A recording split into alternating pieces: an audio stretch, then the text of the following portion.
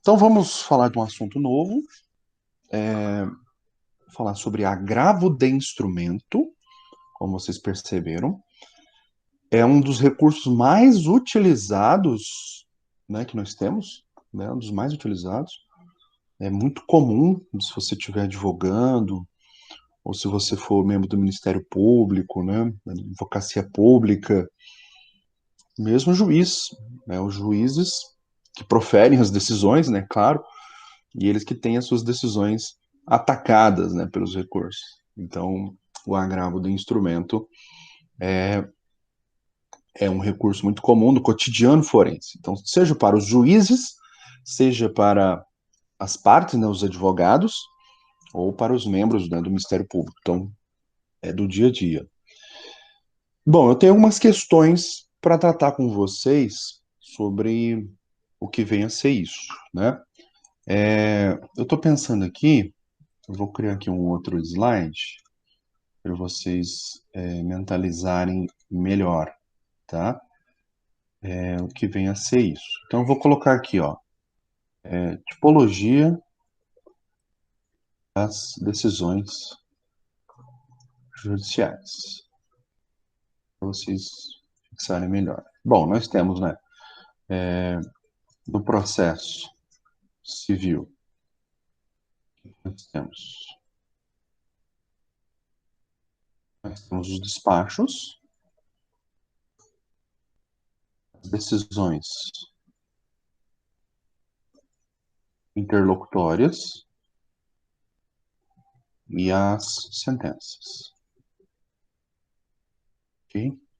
Então, é isso que nós temos no âmbito do processo civil, tá?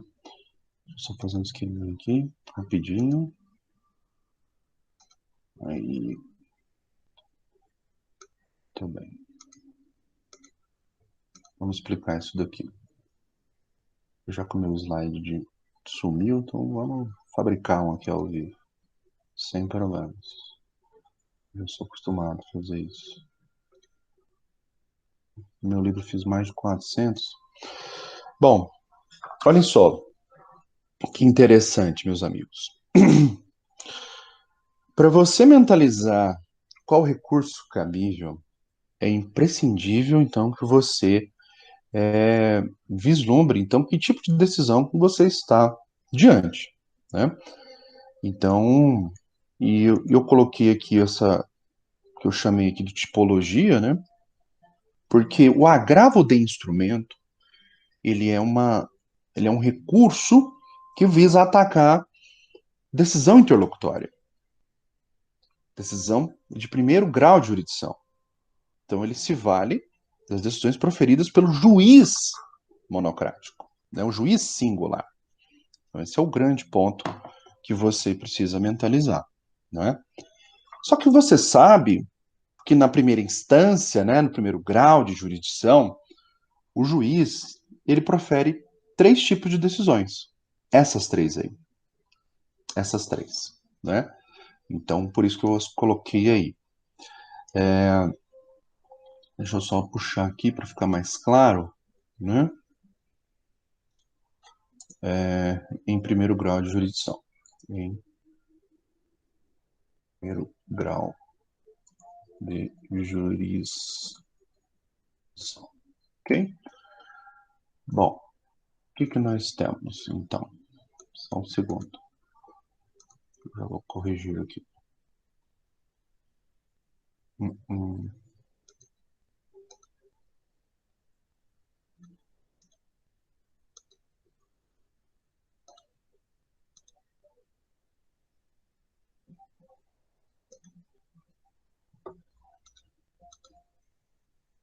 No âmbito dos tribunais, vocês vão se lembrar, meus amigos, que no âmbito dos tribunais nós temos os acórdãos, não é mesmo?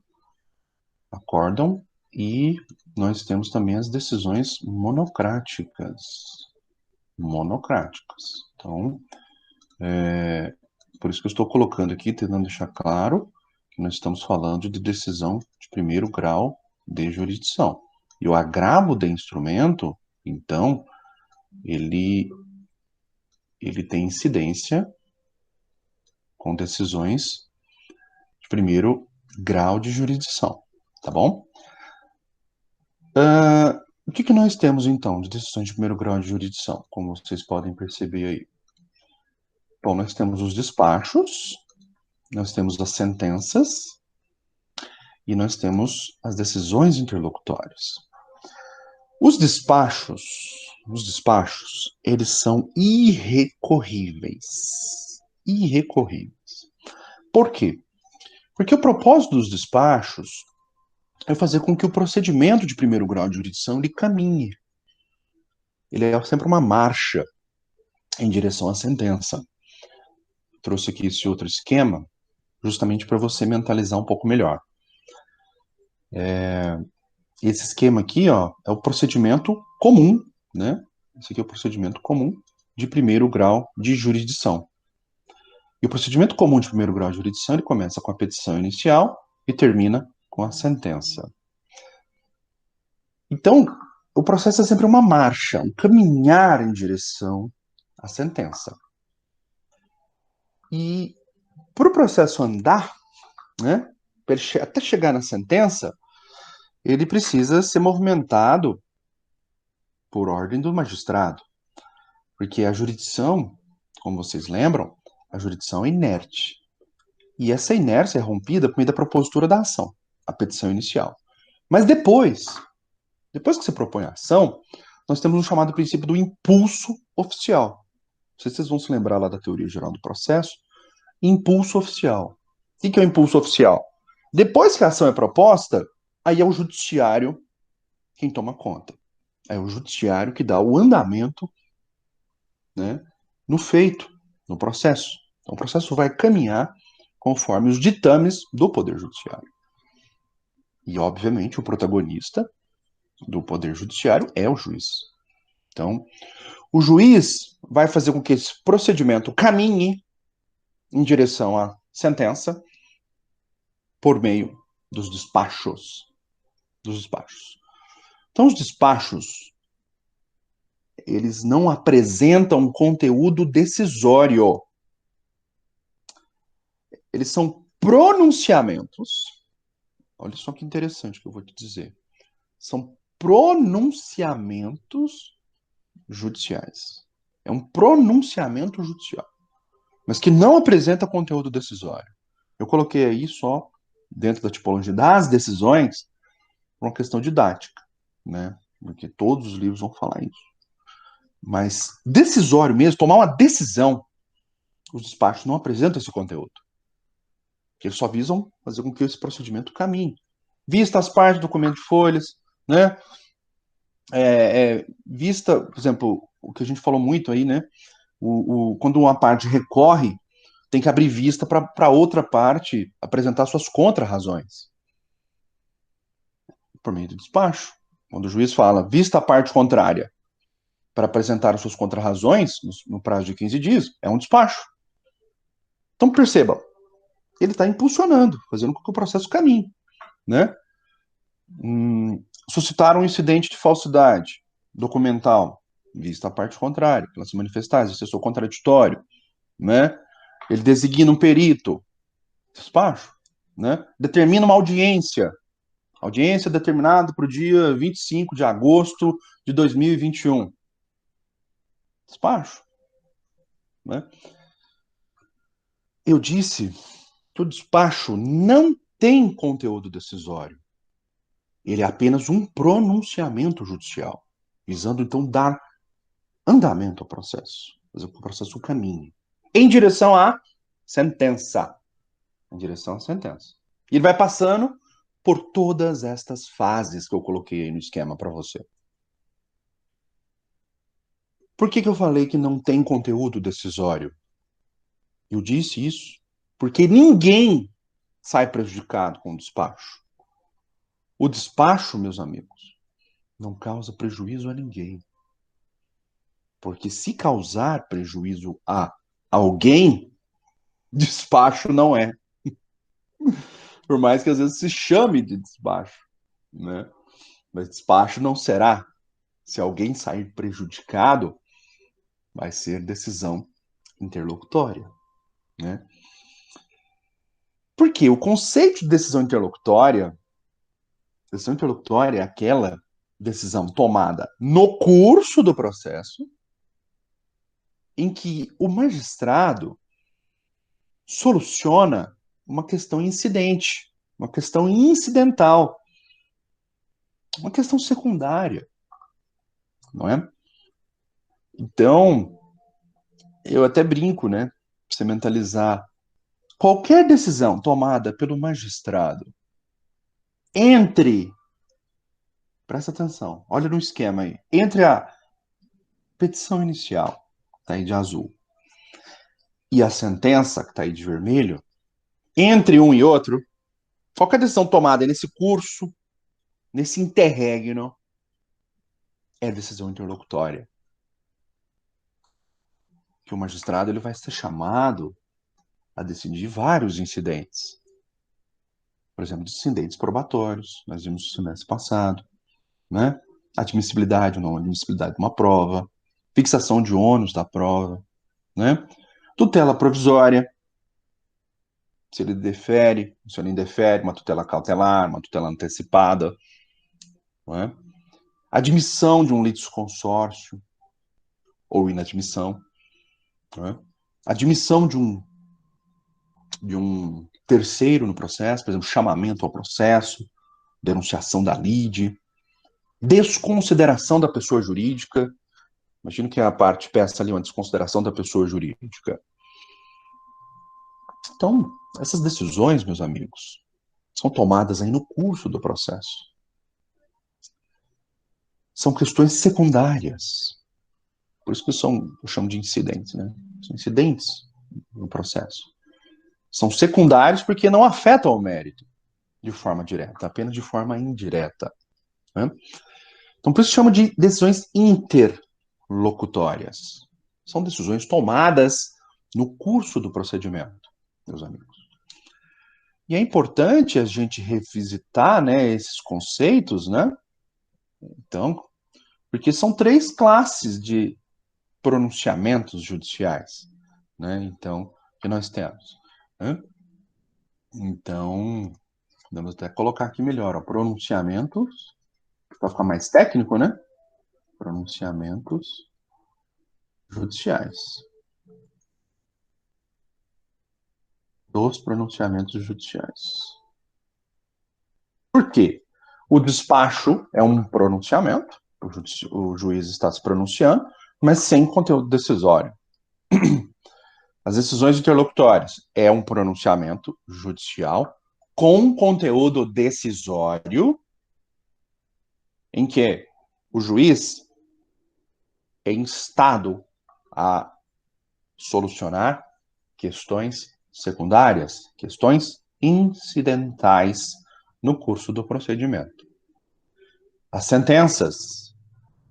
A sentença, como você já vislumbrou aqui, né, você já estudou nos semestres passados, a sentença é o ato final que vai por fim ao procedimento de primeiro grau de jurisdição, com julgamento de mérito ou sem julgamento de mérito, não é? Então é importante você demarcar esse discurso, né, para você mentalizar quais são as decisões interlocutórias, as sentenças, né, o que vem a ser. É bom a gente sempre se lembrar disso,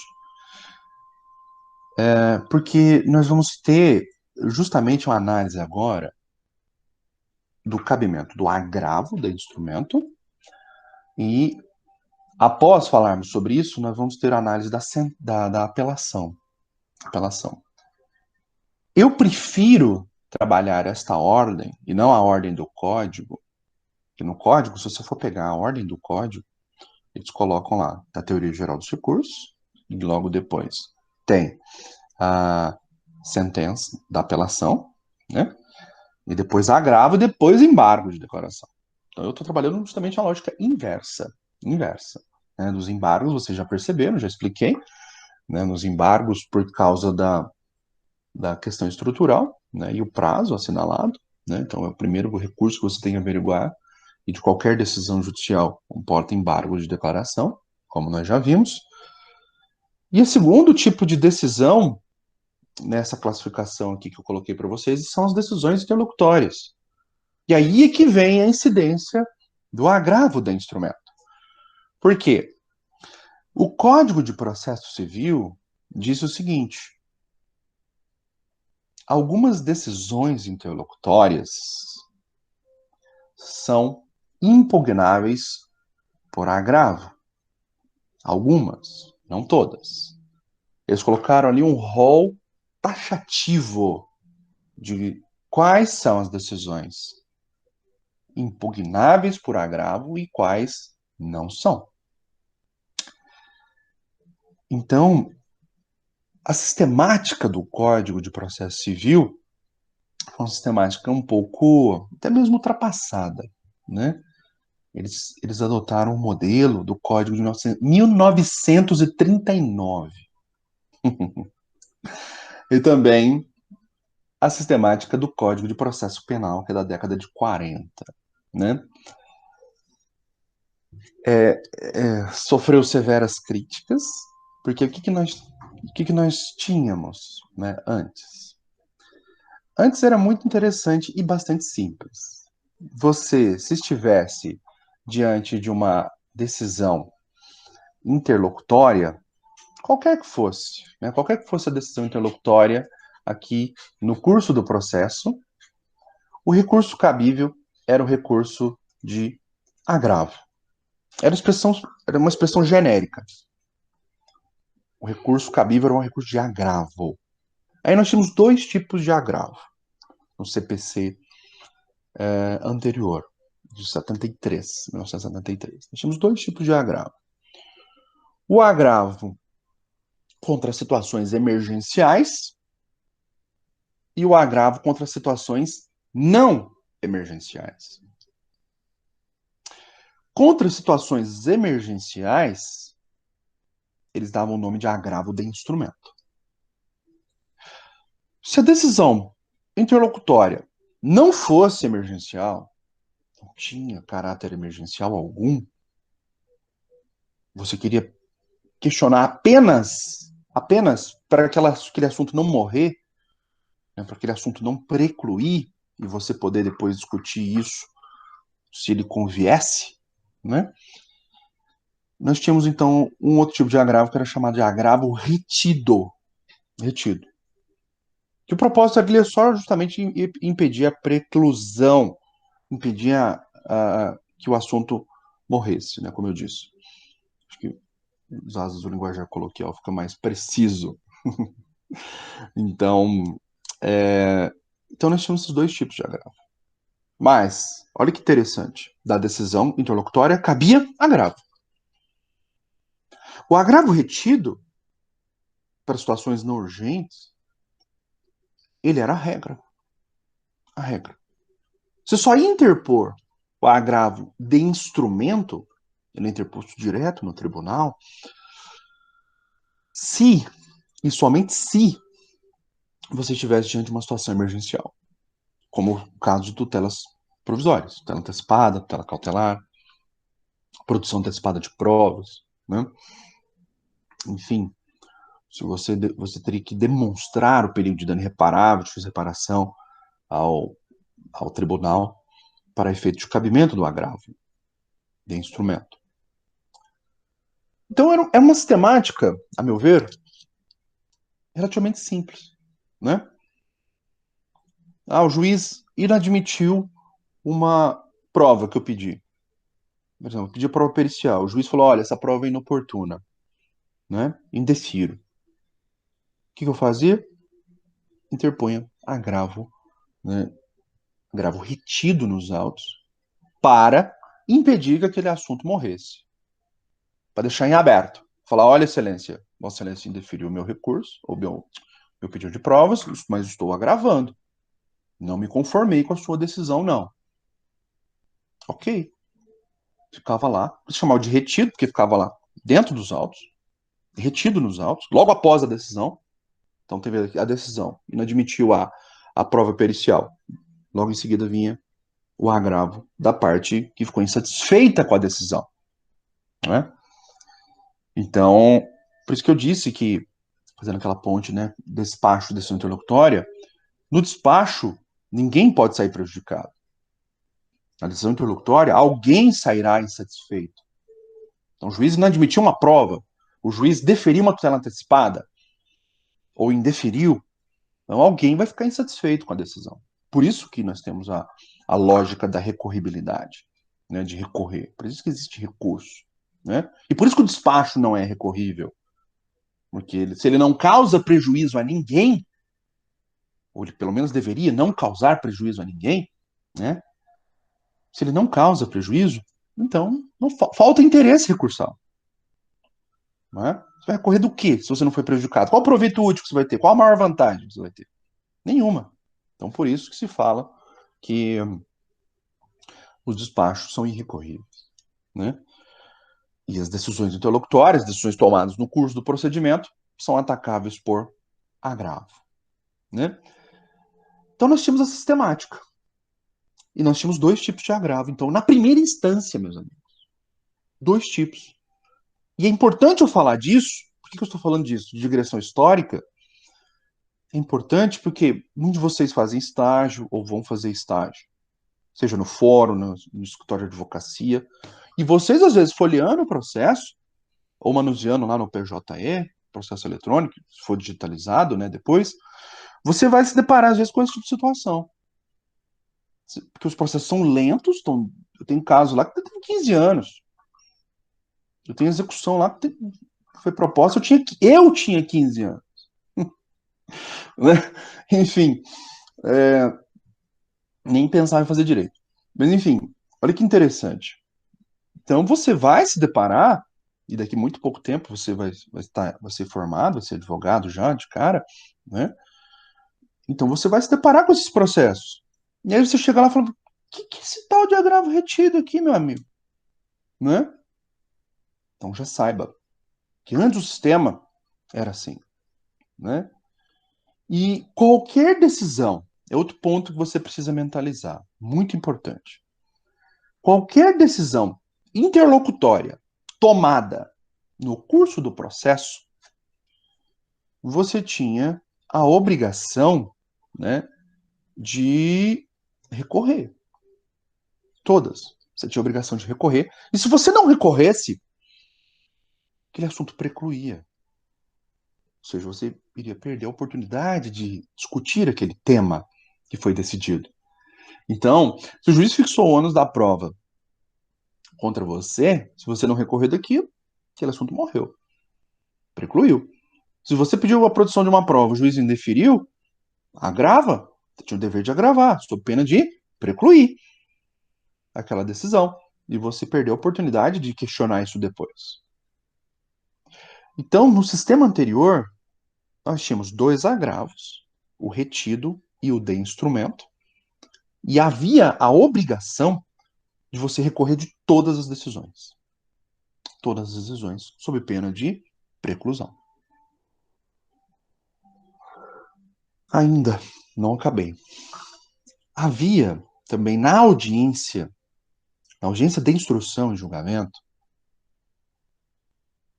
a tônica ali também era de você impugnar eventual indeferimento de pergunta ou de testemunha, contradita testemunha. Então, se o juiz contraditasse uma testemunha a pedido da outra parte, ou indeferisse alguma pergunta, você tinha o dever também de agravar na audiência.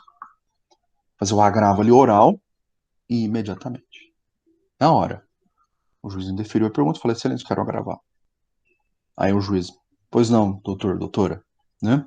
E você faria ali na hora. Eu, por exemplo, quando eu ia para uma audiência, naquele tempo, eu também colocava as razões da pergunta. Por que que eu quero fazer aquela pergunta? E colocava ali um resuminho, né? Porque caso o juiz indeferisse, eu já tinha ali uma colinha, né?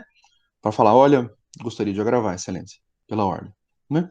Ele abria a palavra para mim e eu expunha ali, olha, essa pergunta é imprescindível, né? Uma vez que ela pretende demonstrar, aí eu falava, não, o que ela pretendia demonstrar, as razões dela, o porquê dela, né, o efeito prático dela.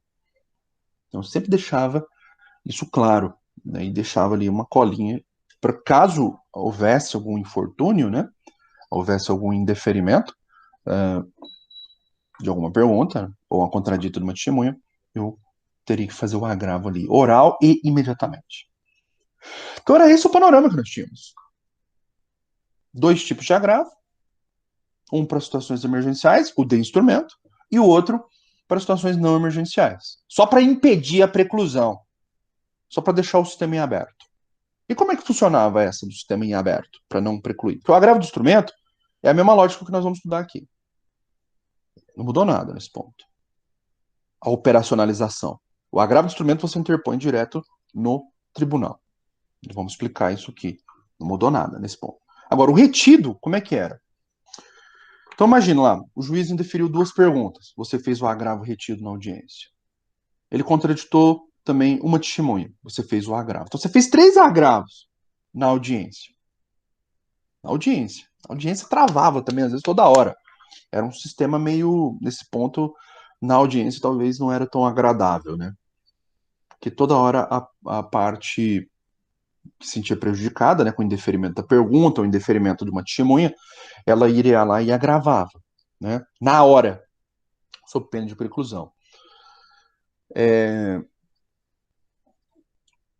Tinha juiz, os juízes processualistas mesmo, ou aqueles juízes muito práticos ou com muita experiência, tinha juiz que falava o seguinte: olha, doutores, doutoras, caso vocês, na eventualidade vocês precisarem agravar, não precisa ficar interrompendo toda hora a audiência para fazer os seus agravos.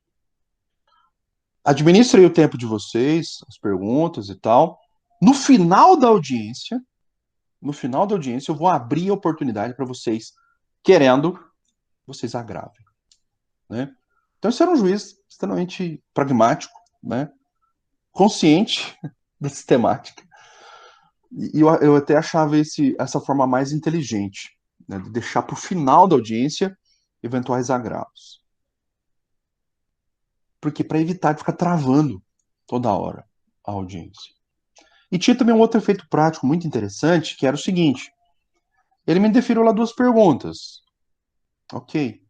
Mas às vezes ele indeferiu umas cinco do outro. Às vezes as testemunhas do outro lado produziram prova para mim. Falaram o que eu queria. Então, à medida que a parte contrária, a testemunha da parte contrária vai falando aquilo que eu quero, eu vou perder o interesse em questionar. Então, tinha um efeito prático desse, muito interessante, né? E esses juízes que deixavam para o final, eles ganhavam, acabavam que eles ganhavam muito tempo. Porque você pensa, olha, eu tive duas perguntas indeferidas, uma testemunha contraditada. Então, três agravos que eu vou fazer. Aí o juiz chega e fala, ou falava, né? Olha, doutores, final da audiência. Na hora que acabar tudo, ouvimos todas as testemunhas, as partes, ok? Aí vocês, eu vou abrir oportunidade para cada um. Autor primeiro faz os seus agravos e o réu faz os seus agravos. Ok? Ok, beleza. Aí eu tô lá pelo autor e vejo que o réu, as testemunhas dele foram a meu favor. Ele juntou lá, trouxe três testemunhas, duas foram a meu favor e uma ficou neutra. Ou foi a favor dele. Eu vou fazer uma ponderação, vou fazer uma ponderação. Falei, ah, acho que não compensa eu fazer os meus agravos. Aí na hora que o juiz abria a oportunidade, ele falou, não, excelência, estou satisfeito. Porque eu tinha todo o panorama geral da audiência. E eu pensava, não, acho que não compensa gravar aqui, não vou me dispor, não. Não vou deixar quieto. Né? Era uma estratégia, sempre uma estratégia. Vou ou não vou gravar. Né? E aí que tá. Isso ficava como tipo uma carta na manga, se você fizesse um agravo, retido nos autos. Na audiência tinha que ser oral, e fora da audiência tinha que ser por escrito. Por escrito. Então, juiz, eu pedi para colocar um litisconsórcio no processo, uma intervenção de terceiro, e o juiz indeferiu, fazer o agravo, retiro. Poderia fazer o agravo do instrumento se eu entendesse que havia alguma urgência. Ok. Não, não tem urgência. Agravo, retido. Por escrito. Indeferiu uma prova que eu pedi. Agravo, retido. Por escrito. E o prazo dos agravos era de 10 dias. Agora é tudo 15, como você já sabe. Né? Era 10 dias. Então tinha 10 dias para fazer o agravo retido. E colocava lá, né, por escrito. Só se fosse audiência que seria oral. Pois bem, no final, como é que funcionava, né? No final do processo, né, quando chegava lá na, na sentença, né, você talvez aqui no curso do procedimento, você tinha ali um monte de agravos que ficaram ali constando nos autos, retidos nos autos, né? Então, por exemplo, olha, é, eu pedi para, no prazo de defesa que você pede para, por exemplo, denunciar a lide, a seguradora, ou chamar o processo, obrigados, né? Imagina, o juiz indeferiu lá uma denunciação da lide. Logo depois da defesa vai ter um agravo retido aqui, né? Nas providências preliminares, né, nós vimos lá no saneamento do processo, que o juiz fixa o ônus da prova, a admissibilidade da prova. Então, se o juiz lá indeferiu uma prova pericial que eu pedi, logo depois então, do saneamento, nós vamos ter um agravo aqui, né? Um agravo retido. Estão mentalizando? Dois agravos. Na fase probatória, o juiz indeferiu duas perguntas, né, lá na audiência, né? E uma testemunha. Então, mais três agravos. São cinco agravos retidos que ficavam no processo. Imagina que eu impugnei o perito também, né? Sei lá, se foi deferida a prova pericial. Eu impugnei. Ou então pedi um adiamento da audiência por colisão. O juiz indeferiu. Fazia outro agravo, né? Então, ia ficar naquele monte de agravo, né? Aquele monte no curso do processo. E aí, quando viesse a sentença, da sentença cabe apelação, né? Nosso próximo tema da sentença cabe o recurso de apelação. Aí na apelação eu iria invocar esses agravos. Eu ia colocar lá como preliminar na apelação, ia pedir, por exemplo, nulidade do processo. Ia falar, olha, houve cerceamento de defesa porque o juiz indeferiu a perícia. Houve cerceamento, tem que cercear? Cercear é limitar, né? O direito de defesa. Ou seja, violação do direito de defesa, porque o juiz indeferiu a pergunta tal, essas perguntas eram importantes por causa disso, disso, né? Conforme foi agravado, aí eu tinha que informar no processo, tinha que falar. Conforme eu agravo nas folhas tais, tá lá, constante, que eu fiz. Então, ou na audiência, que eu impugnei, três decisões interlocutórias do magistrado ali dentro da audiência. Ele indeferiu duas perguntas e uma testemunha, aí eu expunha ali as razões, por que aquele agravo tinha que ser analisado antes da apelação. Então tinha essa sistemática, meus amigos. Esses agravos todos aí que eu contei para vocês, que ficavam ali esparsos no processo, né, pulverizados, né, nas diversas fases, né, às vezes 3, 4 agravos, 5 agravos, ficavam ali constando no processo. Quando você fosse apelar, interpor o recurso de apelação para o tribunal, antes do tribunal julgar a apelação, ele tinha que você tinha que pedir para o tribunal, antes de julgar a apelação, tinha que pedir para ele analisar os agravos. Os agravos. E para analisar esses agravos, se ele analisasse, desse razão para você, falasse o seguinte: olha, realmente você tinha razão naquele agravo retido que você fez lá. O juiz não poderia ter, né, admitido o ingresso da seguradora. Então houve, né, por exemplo, um prejuízo, vou anular o processo. Ou a questão da prova que você pediu, o juiz indeferiu. Que o juiz entendesse que aquela prova era, o desembargador, né? Entendesse que aquela prova era imprescindível, ele teria que anular, então, o processo todo, né? E voltar a estaca zero. Aonde ocorreu o problema, né? Então, se o problema ocorreu aí no saneamento ali, que é a fase de admissibilidade de provas, como nós vimos no semestre passado. Se foi ali que ocorreu o vício, tinha que anular o processo até ali, né? Então, o agravo retido, ele ficava como uma carta na manga. Uma carta na manga, né?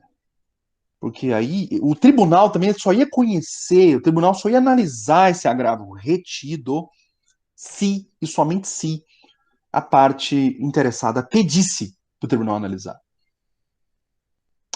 E a parte teria que pedir, então, na apelação, seja nas razões ou nas contrarrazões, né?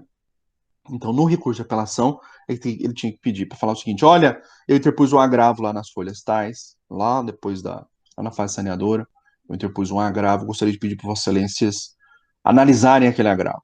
No propósito, o agravo é a inadmissibilidade da prova pericial, houve cerceamento de defesa, então as razões estão ali expostas e gostaria de pedir o conhecimento e provimento daquele agravo.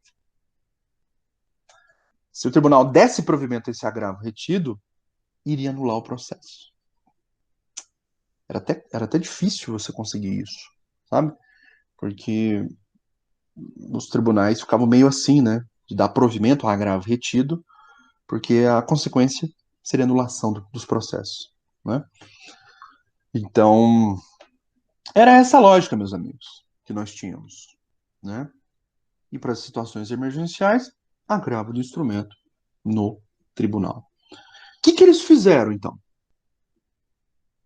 E por que eu estou aqui meia hora falando de agravo retido? Porque eles extinguiram o agravo retido. O agravo retido não tem mais. Não tem mais. Aí que está o ponto. E eu chamo a atenção de vocês aqui para isso. Presta atenção nisso, por favor. Isso é fundamental para você entender. São várias decisões interlocutórias, então, tomadas aí no curso do processo. Por isso que eu pus esse esquema aí para você, né? Como que é o procedimento de primeiro grau de jurisdição. São várias decisões ali, várias. Seja de probatórias, seja envolvendo a admissibilidade de um terceiro, desconsideração de pessoa jurídica, né? Tutelas antecipadas, cautelares, são várias decisões tomadas no curso do processo. O CPC atual, CPC de 2015, diz o seguinte: olha, não existe mais agravo retido. Só vai existir agravo de instrumento. Só que o agravo de instrumento ele só vai ser cabível para algumas situações eleitas pelo legislador. Não todas as decisões interlocutórias. Não são todas as decisões interlocutórias que são impugnáveis por agravo. Não. De instrumento. Não. Apenas algumas. E aquelas decisões que não são passíveis de agravo de instrumento, você pode discutir na apelação. E o que nós temos então? A apelação, meus amigos, ela te permite hoje discutir tudo o que aconteceu no processo. Tudo, tudo, tudo. Tudo ainda. Petição até a sentença. Tudo você pode discutir na apelação. Exceto os casos que comportam agravo de instrumento. Então é essa a lógica que nós temos hoje. Tá? Então, nós vamos fazer uma análise então, do artigo 1015, e o 1015 fala das hipóteses de cabimento ao agravo do instrumento. Por quê? Porque o que não tiver ali, e você quiser questionar, você vai ter que questionar na apelação. Na apelação. Tá? Então eu prefiro usar essa expressão de que tudo que acontecer no processo, tudo, você vai discutir na apelação. E as situações que tiverem no artigo 1015, as decisões interlocutórias que tiverem previsto no 1015, você vai discutir no agravo do instrumento. Mudou a lógica. Porque antes a lógica era a seguinte, né? Era até mais fácil para mim, né? Eu já estaria quase acabando a aula de agravo, praticamente, né? Era o seguinte, ó, você tinha esse panorama aqui. Você falava, o professor de processo falava, despacho é irrecorrível, meus amigos. Decisão interlocutória, agravo. Se for decisão urgente, agravo do instrumento. Se for decisão não urgente, agravo retido. Sentença. Da sentença cabe apelação. Próximo ponto. Né? Era muito simples. E agora? O que nós temos? Agora, nós vamos ter decisões interlocutórias, presta atenção nisso. Nós vamos ter decisões interlocutórias agraváveis, que são impugnáveis por agravo, de instrumento. E nós vamos ter decisões interlocutórias impugnáveis na sentença. Ou por apelação.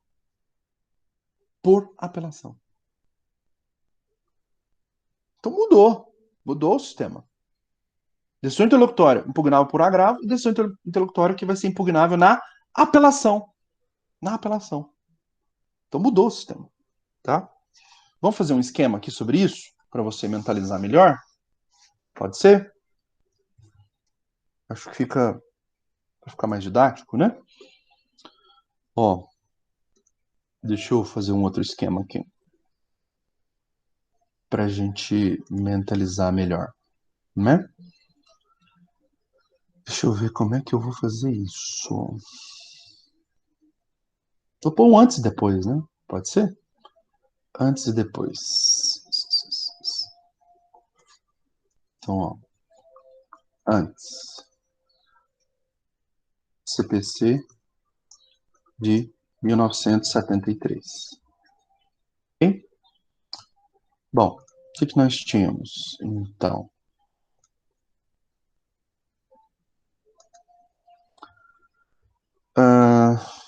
Despachos.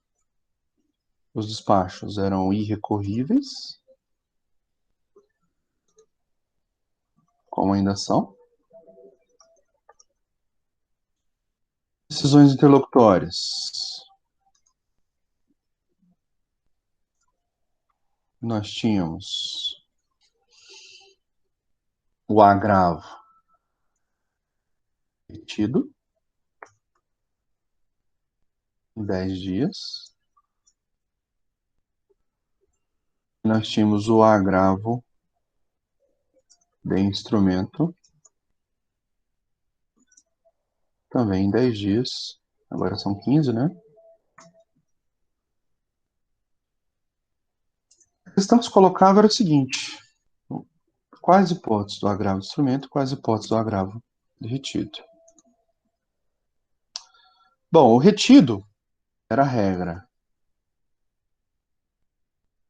Era a regra e era para situações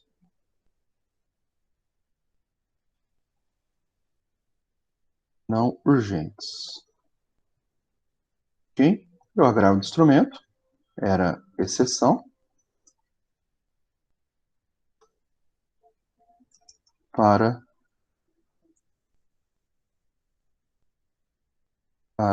situações urgentes. Ok? Então nós tínhamos este panorama. E da sentença cabia o recurso de apelação. Sentença impugnável por apelação. Tá? Então perceba que eu estou falando do sistema de 73. E você vai se deparar com ele. Acredite em mim. Você vai se encontrar com esse sistema aí à torta e à direita. Os processos são lentos, demoram pra caramba, né? Então, por isso que eu estou falando disso, tá? Então, despachos recorríveis, decisão interlocutória, se tinha um agravo retido, que era a regra, para situações não urgentes. Não urgentes. E o agravo de instrumento era exceção para situações urgentes. Ok? Vamos ver hoje, agora, então, depois de tudo isso que eu falei, né? Vamos mudar. Opa, peraí. Agora, hoje, CPC de 2015. CPC de 2015. Deixa eu mudar a cor desse negócio aqui. Não, melhor. Vou mudar o esquema mesmo.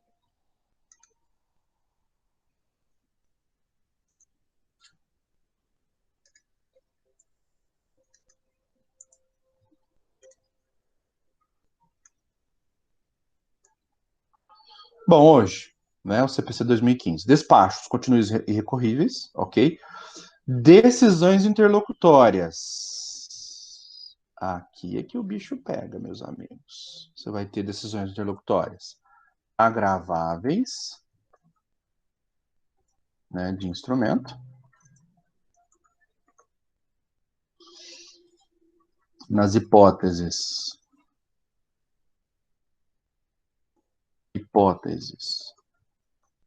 do artigo 1015 e extinguiu o agravo retido. Certo? E nós vamos ter decisões interlocutórias apeláveis. Ou seja, serão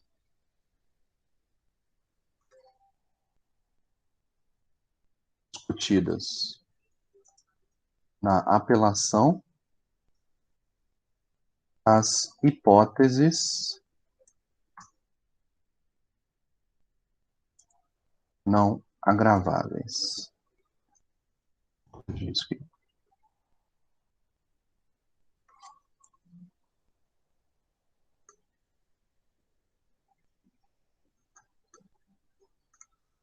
Olha que interessante, então, meus amigos.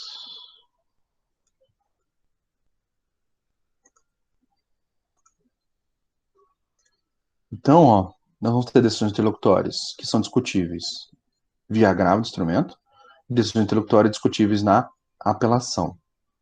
Ok? Na apelação. Então, esse é o panorama que nós temos hoje. E da sentença, a sentença é impugnável por apelação também. Então, não mudou. Não mudou neste ponto. Então, cuidado aqui, nós estamos falando do CPC de 2015.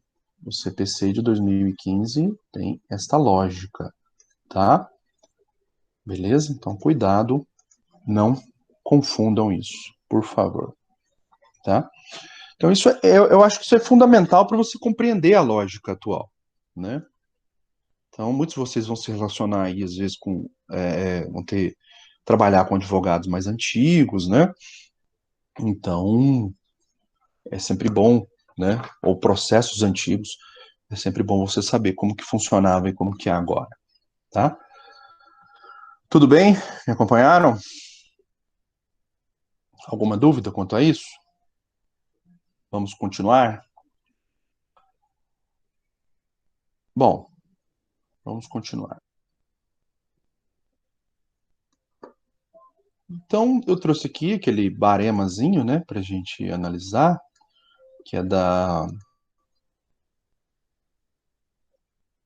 que é de toda e qualquer decisão, né, todo e qualquer recurso, né, nós temos que fazer esse tipo de análise, né. Então, foi talento, o que acontece? Bom, então vamos lá. Vamos fazer a análise aqui, então, da admissibilidade do agravo de instrumento, né? Então, o primeiro ponto que nós temos que falar é sobre o cabimento do agravo de instrumento. Como vocês já perceberam, né, o cabimento, ele está descrito no artigo 515. 515.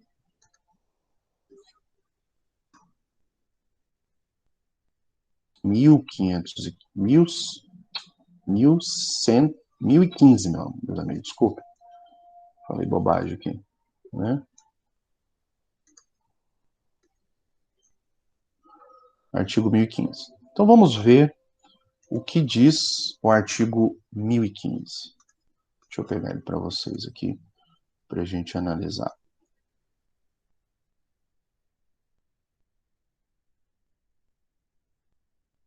É bem interessante. Artigo 1015. Nossa, meu computador tá doidaço. Vou compartilhar aqui com vocês.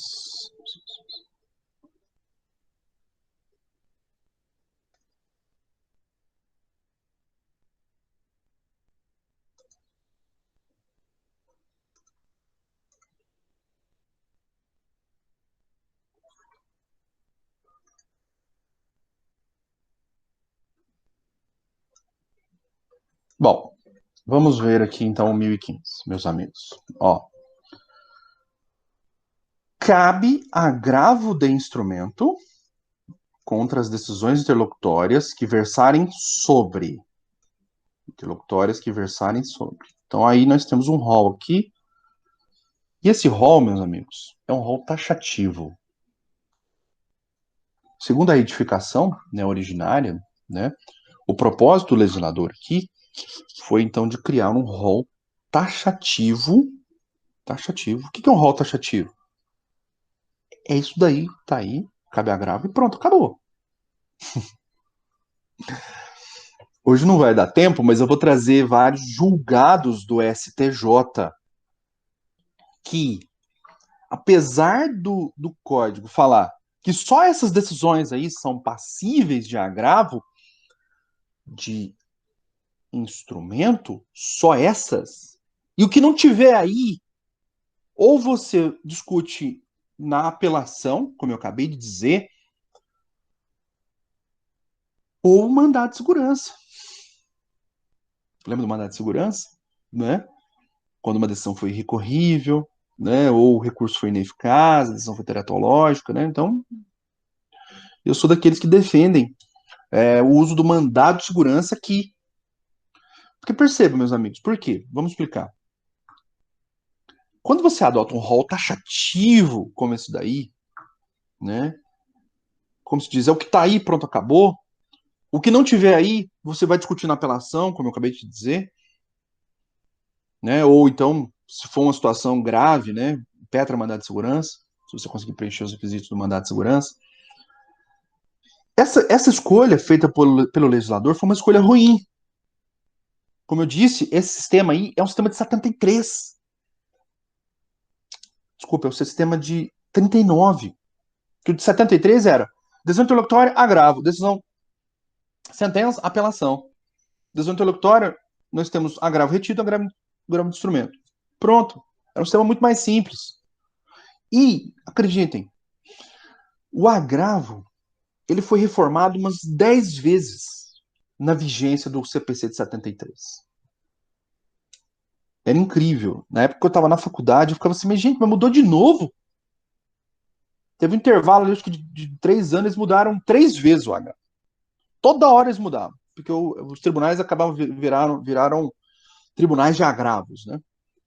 O desembargador eles chamavam de desagravador, né? De tanto que eles julgavam agravos.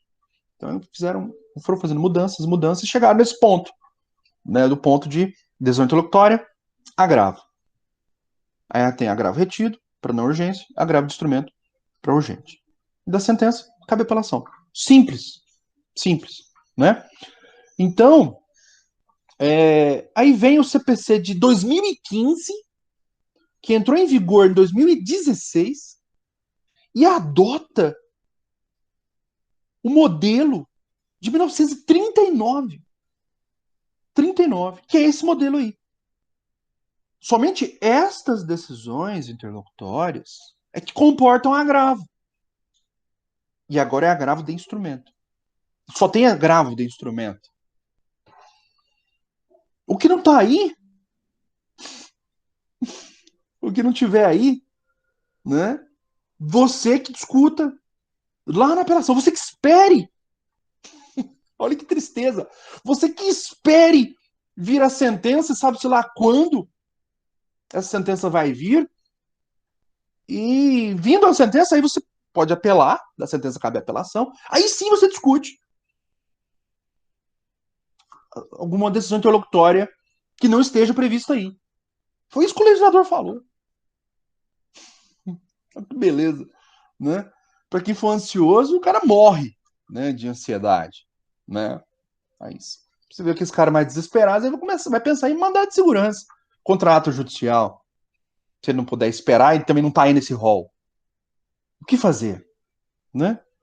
Então, esse dispositivo ele sofreu muitas críticas por causa disso, que ressuscitou um trem que já estava morto, um sistema defasado. E isso que eu estou te falando, meu amigo, minha amiga. Você que gosta de penal, esse sistema é o sistema do Código de Processo Penal. Década de 40, 1940, 80 anos essa desgrama. Perdão, vou poder pôr no YouTube. É, é inacreditável. É inacreditável o que o legislador fez. Só que aí tá. Os juízes, o STJ, acabou fazendo pior. Que foi tentar corrigir esse artigo, né? Hoje não vai dar tempo, vou trazer na próxima aula a jurisprudência do STJ sobre isso, né? Que a emenda acabou ficando pior que o soneto.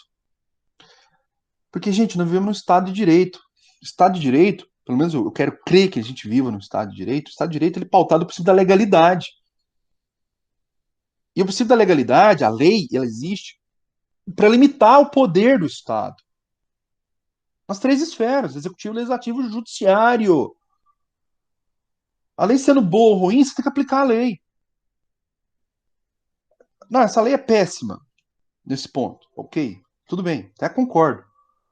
Então, ou você, das duas, uma, ou você aplica ela, ou você declara ela inconstitucional. Se for declarar inconstitucional, você tem que ressuscitar o sistema anterior. Esse é o ponto. Só que os caras, os juízes, eles têm uma preguiça de fazer controle de constitucionalidade. É incrível. Por exemplo, em direito penal, esse assunto é proibido. Eu nunca vi. É raríssimo, raríssimo. Você vê juiz falando, este artigo criminaliza essa conduta, esse artigo é inconstitucional. Eu nunca vi isso acontecer. Aqui na nossa região, nunca vi.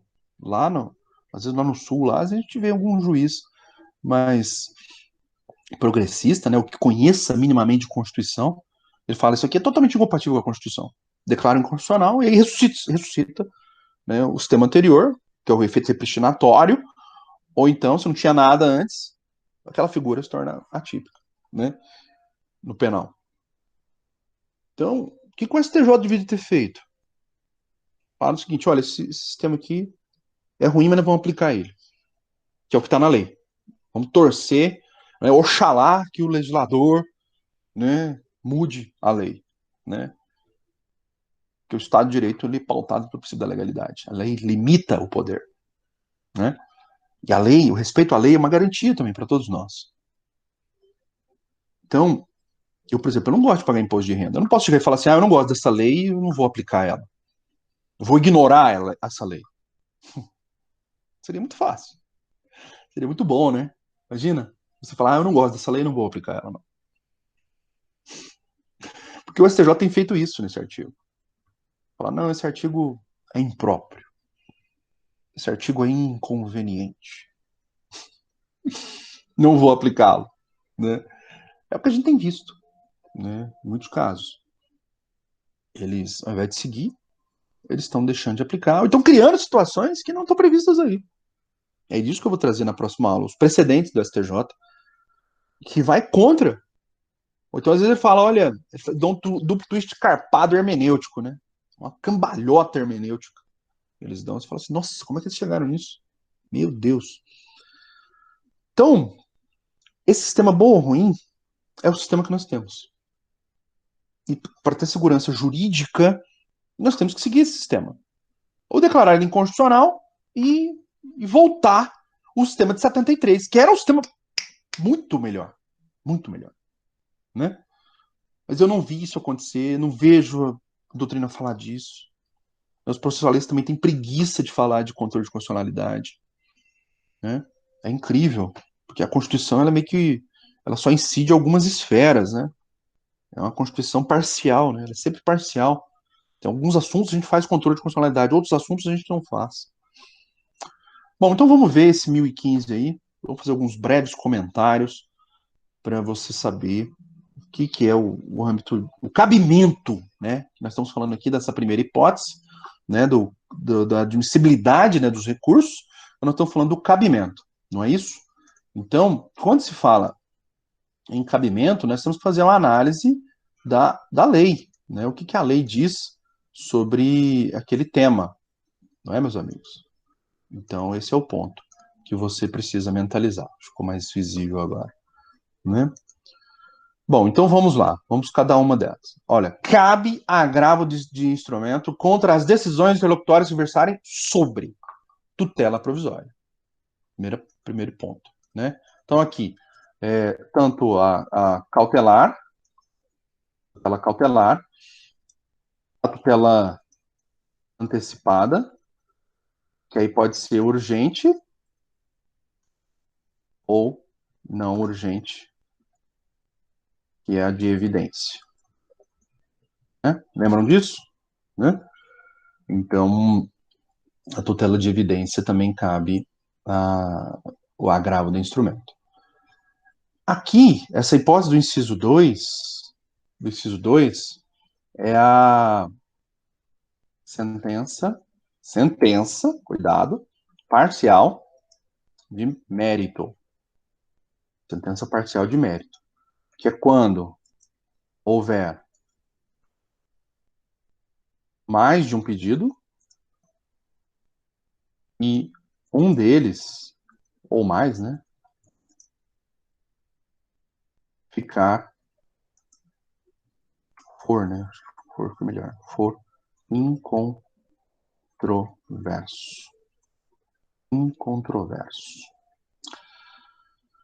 Ou seja, eu pedi lá dano moral, dano material, dano estético, né? Aí o réu, na petição, na defesa dele, lembrando que o réu ele tem o dever de impugnar todos os pontos, né, da petição inicial.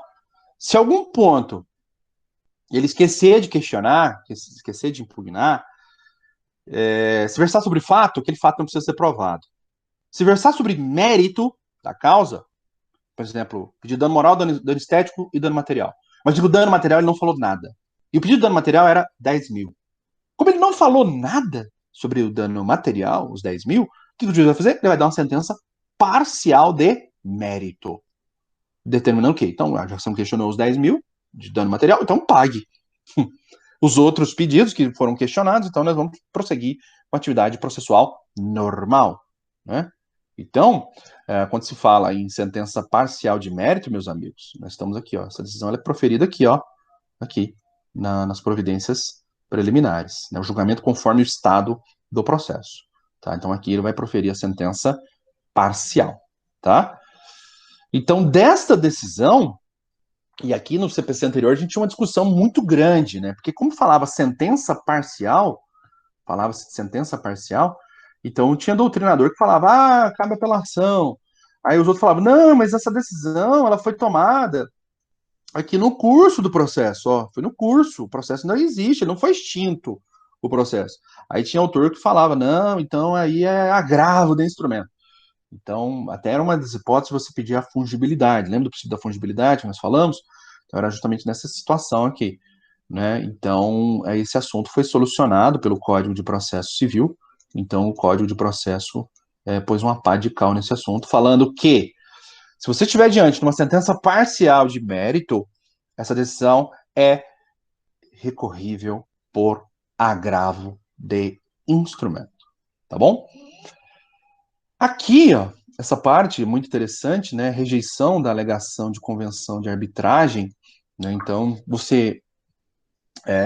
o réu, ele suscita, falando: olha, esse caso não pode ir para a justiça estatal. Ele propôs essa ação na justiça estatal, ela não pode tramitar aqui na justiça estatal, porque nós temos uma convenção de arbitragem, seja um compromisso arbitral, seja uma cláusula arbitral. Então, essa ação tinha que ir para arbitragem, não para a justiça estatal. Ok? Então, o juiz rejeitou esta alegação, aí a parte interessada, no caso o réu, vai poder agravar de instrumento, vai pedir para o tribunal analisar essa questão. Percebam? Situações restritas, né? Vamos ver aqui na próxima aula, quando eu for fazer a análise da jurisprudência do STJ, vamos ver que o STJ relativizou isso daí, para falar, por exemplo, alegações de incompetência, né? Questão de incompetência do juízo, tá? Desconsideração da pessoa jurídica, também é outra hipótese que comporta o agravo de instrumento. Então, o juiz aqui não falou, aqui, perceba que na arbitragem fala da rejeição, né? Porque se o juiz, por que fala de rejeição aqui? Deixa eu só voltar aqui um pouquinho. Por que fala da rejeição? Se você alegou a convenção de arbitragem e o juiz rejeitou, o processo vai continuar ali na justiça estatal. Então, isso foi uma decisão interlocutória. Porque se o juiz acolhe, se você alega a convenção de arbitragem, o juiz acolhe, o juiz vai extinguir o processo. Extinguir. E ele extinguindo o processo, porque vai falar o seguinte: olha, você tinha que ter ido para arbitragem. Você não tinha que estar aqui na justiça estatal. Você tinha que ter ido para lá. Então, ele vai extinguir o processo. Ele vai extinguir esse processo por sentença.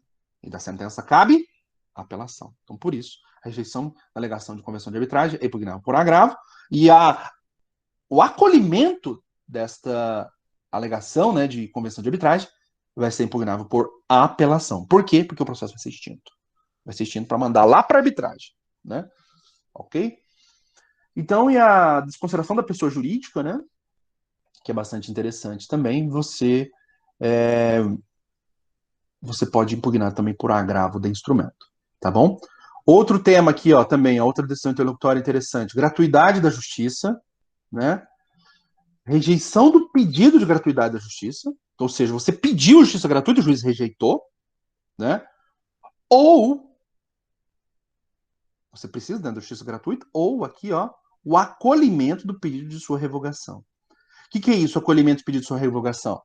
A parte contrária viu lá, mas Vossa Excelência deu justiça gratuita, concedeu justiça gratuita para aquela parte, mas ela tem sinais exteriores de riqueza. Ela tem capacidade econômica. Aí você pede para que aquela justiça gratuita que foi concedida, que ela seja revogada. Aí o juiz não revoga, né? Então, não, aqui, acolhimento, pedido de revogação. O juiz revogou, né? Ele acolheu e revogou a justiça gratuita. Então, cabe o agravo de instrumento para o tribunal, tá bom? Então, esse é um ponto muito interessante. Exibição, né, de documento ou coisa, um incidente, né, processual, nós vimos no semestre passado, né? Então, também a decisão do magistrado ali, uma decisão interlocutória, então, que defira ou indefira a exibição de documento, né? Então, você pode impugnar por agravo de instrumento, tá? Exclusão de litisconsorte, ou seja, você na sua petição inicial, litisconsórcio ali, aqui, inicial, né? Ou original. Você na sua petição inicial, você colocou ali vários réus. E imagina lá, a defesa deles, eles alegaram ali, por exemplo, legitimidade de parte, né? Alguma coisa assim, né? Ou então o juiz de plano mandou excluir um litisconsorte. Então, qualquer exclusão de litisconsorte, né? Ou seja, tinha 3 réus, ele reduziu para 2, tirou um deles, né? Cabe, então, agravo de instrumento. Outra decisão também envolvendo o litisconsórcio, né? Rejeição do pedido de limitação de litisconsórcio. Tem um instituto muito interessante chamado litisconsórcio multitudinário. Não sei se vocês vão se lembrar. Litisconsórcio multitudinário é chamado de multitudinário justamente porque é a multidão. É aquela situação em que o autor, por exemplo, ele coloca muitas partes, né, muitos réus, por exemplo, né, por exemplo, 50 réus, 40 réus, né, ou 40 autores, né, então é uma pluralidade, né, de partes tão grande que vai comprometer, né, o direito de defesa, né? Então, havendo essa multiplicidade de réus, esse número de réus não, de litisconsortes, né? De litisconsórcio é pluralidade de partes. Pode ser pluralidade de partes no polo ativo, litisconsórcio ativo, ou pluralidade de partes no polo passivo, que é um litisconsórcio passivo. Então, caso o número de litisconsortes seja excessivo, de modo a configurar o que a gente chama de multitudinário, né, multidão, você pode pedir a limitação do número de litisconsortes, para ficar ali, por exemplo, tem 50, né? Então, ao invés de ser uma ação com 50 pessoas, você colocar ali 5 com 10, né? Ou 10 com 5, não sei. Então, aí vai de acordo com a logística ali, né? Do caso. Então, você fez esse pedido de limitação de litisconsórcio para pulverizar em várias ações, né? Para andar mais rápido, para facilitar o direito de defesa, e o juiz rejeitou, né? Então, dessa decisão cabe o agravo de instrumento. Outra que eu já citei de exemplo, né, que é a admissão ou inadmissão de uma intervenção de terceiros, né? Fez lá um chamamento ao processo, chamar um co-devedor, um co-obrigado, o juiz inadmitiu. Ou então você denunciou a lide, por exemplo, uma seguradora, ou aquele cara que te vendeu o bem, né? Você denunciou a lide, o juiz inadmitiu, né? A bem da verdade, como está falando aqui, admissão ou inadmissão de intervenção de terceiros, nem precisava disso daqui, ó, porque a desconsideração da pessoa jurídica é uma modalidade de intervenção de terceiros, né? É tipo, tipo, modalidade é melhor, né? Modalidade de intervenção de terceiros. Então, nem precisava desse inciso quarto, bastava, né, o inciso nono, né, meus amigos? Bastava o inciso nono. Isso aqui nós vamos estudar no semestre que vem, né, em processo de execução, muito interessante, a execução, né, a defesa do executado, né, numa das execuções por título extrajudicial, ela é feita por embargos à execução. Então, embargos à execução é uma ação proposta pelo executado, né, o devedor, em que ele visa se contrapor, se antepor à, à, à execução, né? Então, aqui está dizendo o seguinte, e esses embargos de execução, eles não suspendem automaticamente, eles não têm o condão de suspender automaticamente a execução. Então, não é porque você embargou, entrou com embargos de execução, que a sua execução está automaticamente suspensa. Não. Aqui adota, e vocês já sabem, o sistema OPE iudicis. Lembram do efeito suspensivo, sistema OPE iudicis? Né? Sistema OPE iudicis. O efeito suspensivo aos embargos, ou seja, não é automaticamente que os embargos vão suspender o andamento da execução. Para suspender o andamento da execução, a prática de ato de constrição, né, por exemplo, impedir a venda, a alienação, né, do bem, o impedimento da ocorrência do leilão, né, você vai precisar, então, pedir para o magistrado conceder o efeito suspensivo a esses embargos, né? Então, demonstrando para o magistrado o perigo de dano irreparável, né, difícil reparação, né, então, enfim, né, todos aqueles requisitos, né, da tutela de urgência, da tutela provisória, né. Então, olha só o que está dizendo. A concessão do efeito suspensivo cabe a agravo do instrumento. A modificação do efeito suspensivo cabe a agravo do instrumento. Ou a revogação, ou seja, a retirada do efeito suspensivo, também cabe agravo de instrumento. Não é? É outra questão aqui, só vou dar um. Daqui a pouco eu falo. A outra situação é redistribuição do ônus da prova. Lembra que o ônus da prova é estático, né? É estático. Ou seja, o autor compete provar os fatos constitutivos do seu direito e o réu compete provar os fatos impeditivos, distintivos ou modificativos. Lembram? Então, caso o juiz inverta essa lógica, né, que a gente chama de distribuição dinâmica do ônus da prova, então essa decisão ela vai comportar agravo de instrumento, tá? Perceba que ele não falou de distribuição dinâmica, né? Só falou assim, redistribuição do ônus da prova. Então isso aqui é a distribuição dinâmica do ônus ou inversão, né? Do ônus da prova, tá? Na relação de consumo, né? Eles usam a expressão inversão do ônus da prova. Na verdade, é a mesma coisa, né? Eu acho que distribuição dinâmica do ônus é a mesma coisa que inversão do ônus. Eu acho apenas que eles utilizaram de eufemismo, né, para dizer a mesma coisa, tá? Ou, se você quiser outro eufemismo, né, de inversão do ônus à prova, redistribuição do ônus, tá?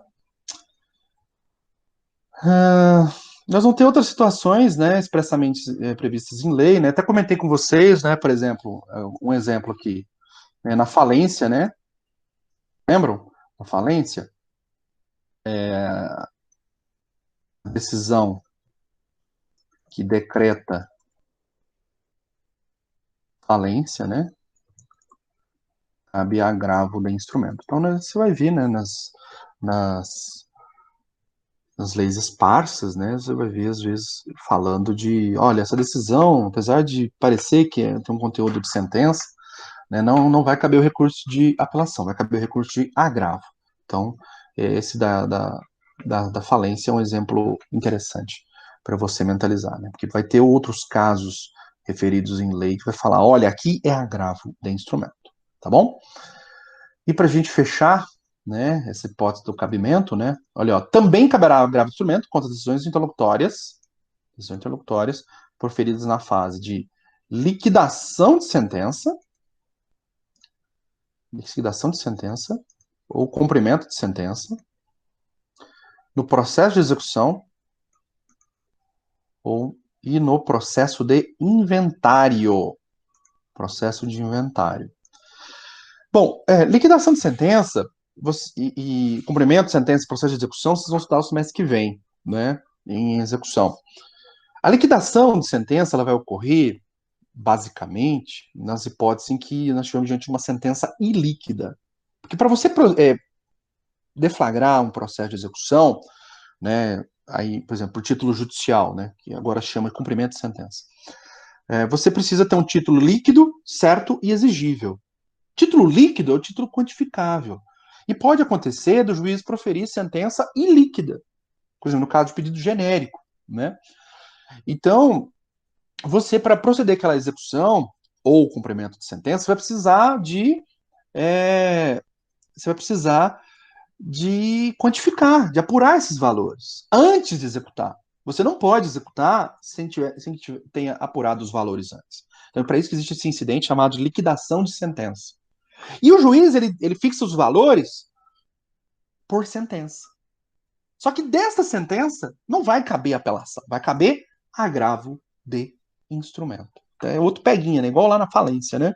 É outro peguinha falando que, olha, apesar de estar diante de uma sentença que fixou valores, né? Olha, o valor a ser executado aqui é o valor de 250 mil reais. Então, o juiz vai apurar esses valores e vai fixar por sentença, né? Então, dessa decisão cabe agravo do instrumento. E sempre que falarmos de processo de execução, seja por título extrajudicial, que é o que a gente chama, que a doutrina chama de processo de execução.